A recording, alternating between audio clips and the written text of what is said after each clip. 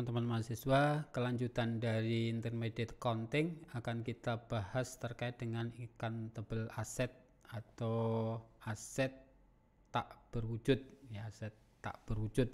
Dimana di sini di PSAK 19 yang mengatur terkait dengan bagaimana nantinya pengakuan, pengungkapan, perhitungan terkait dengan aset tetap tak berwujud, ya.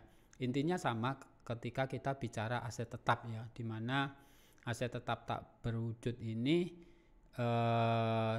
diperoleh ya juga untuk mendukung aktivitas operasional entitas, sehingga nantinya secara langsung mau tidak langsung akan berkontribusi dengan adanya perolehan pendapatan yang berdampak pada laba. Nah, terkait dengan aset tetap tak berwujud memiliki karakteristik nanti ketika akan dialokasikan secara rasional dan sistematis untuk pengakuan terkait dengan amortisasinya. Kalau di aset berwujud itu tetap berwujud itu depresiasi, kalau di sini adalah amortisasi, akumulasi amortisasi. Nah, akan diakui nanti ketika aset tetap tak berwujud itu mampu diidentifikasi, ya, diidentifikasi berapa perolehannya, sampai berapa jangka waktu akan berkontribusi akan pendapatan, kemudian bagaimana nanti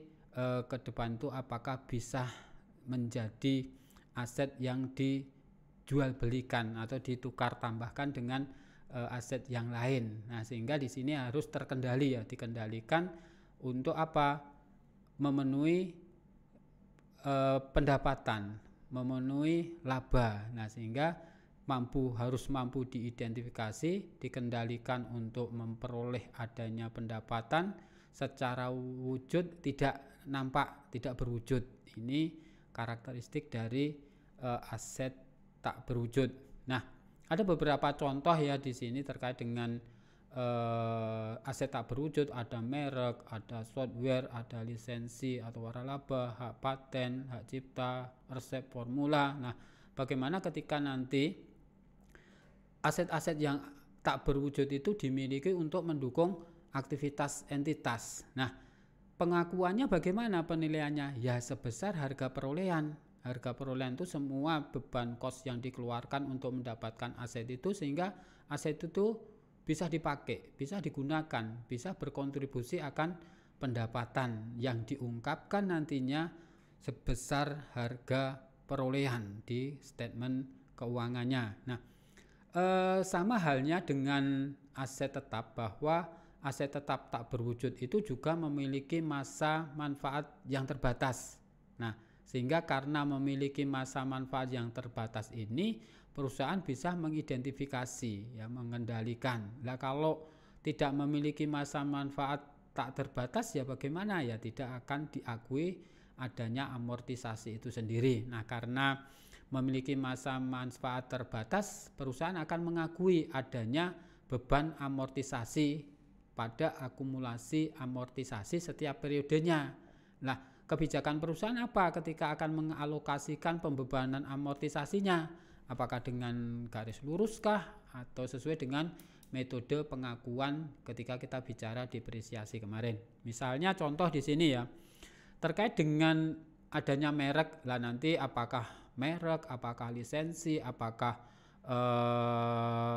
software dan lain-lain, untuk penyelesaiannya hampir sama di sini, ya. Ketika merek itu diperoleh dengan harga 3 juta dan diestimasi ke depan itu akan menghasilkan arus kas, ya, pendapatan laba selama 5 tahun.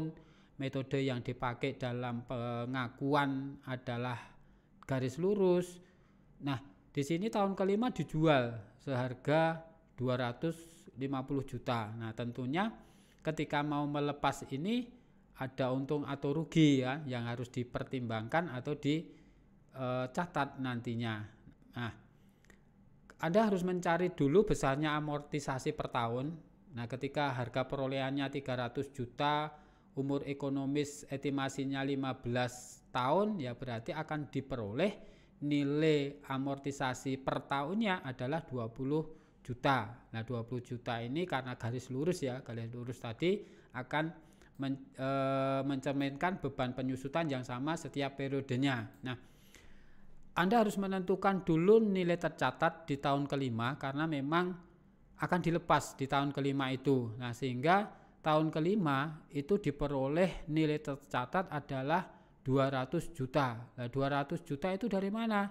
Dari akumulasi amortisasi yang diperoleh 20 juta kali 5. Karena 5 tadi tahun kelima ya, tahun kelima mau dijual belikan. Nah, dijual belikan sehingga bisa diketahui nilai tercatat ini dari harga perolehan dikurangi dengan akumulasi amortisasi sampai dengan tahun kelima sebesar 100 juta sehingga ditemukan nilai tercatat sampai dengan tahun kelima 200 juta. Nah, di sini ketika dijual dengan kas 250, perusahaan mengalami keuntungan atas penjualan merek ini karena memang harga jualnya itu lebih besar dari nilai tercatatnya.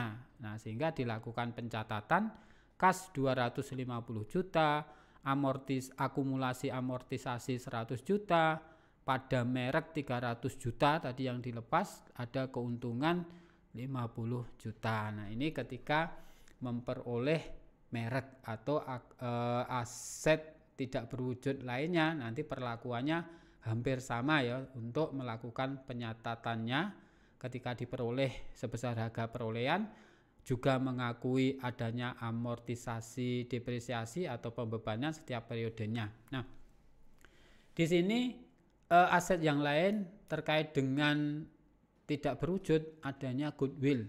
Nah, goodwill itu muncul ketika apa?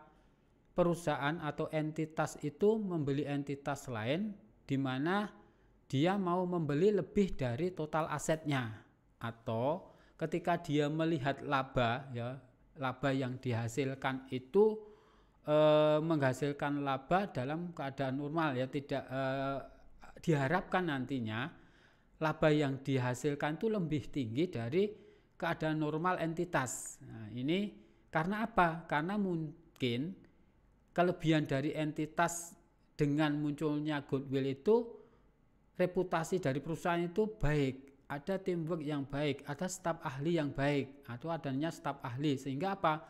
Harapannya ketika ini dimiliki akan menghasilkan atau diharapkan perolehan laba yang maksimal dari keadaan normal biasanya, karena memang ada sisi goodwill-nya. Salah satunya mungkin reputasi perusahaan itu yang baik, teamwork, staf ahli, mesin kah. Nah, sehingga harapannya laba maksimal dari keadaan normal.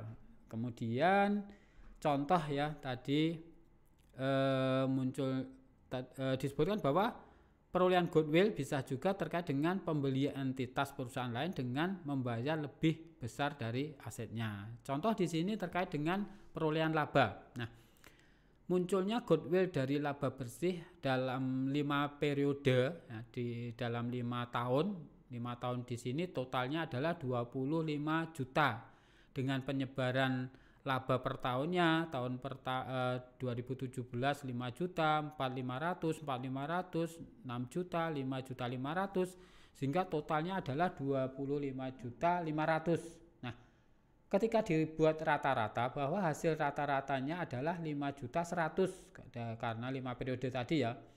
Estimasi penghasilan yang diharapkan 5 juta. Nah, ketika tanggal 1 Januari 2022 aktiva tanpa goodwill itu 45 juta, memiliki liabilitas 5 juta.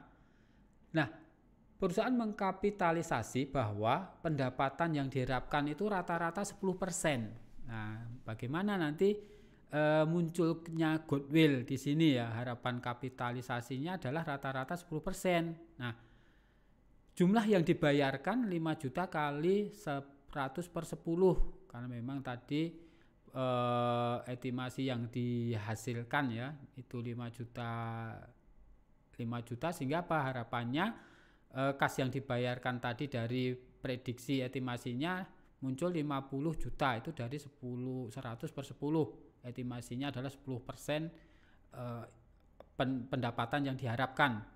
Kemudian estimasi nilai aktiva tadi adalah 45 itu tanpa liabilitas, ya, sehingga dikurangi dari jumlah kewajiban yang ada sehingga muncul 40 juta. Nah, selisih dari kas yang dibayarkan atau jumlah yang dibayarkan dengan nilai aktiva ini yang namanya goodwill, sehingga aktiva 40 juta, goodwill 10 juta, kas 5 juta. Ini untuk pencatatannya. Nah, bagaimana ketika investasi yang diharapkan itu 10%, tarif yang dikapitalisasi adalah 20%.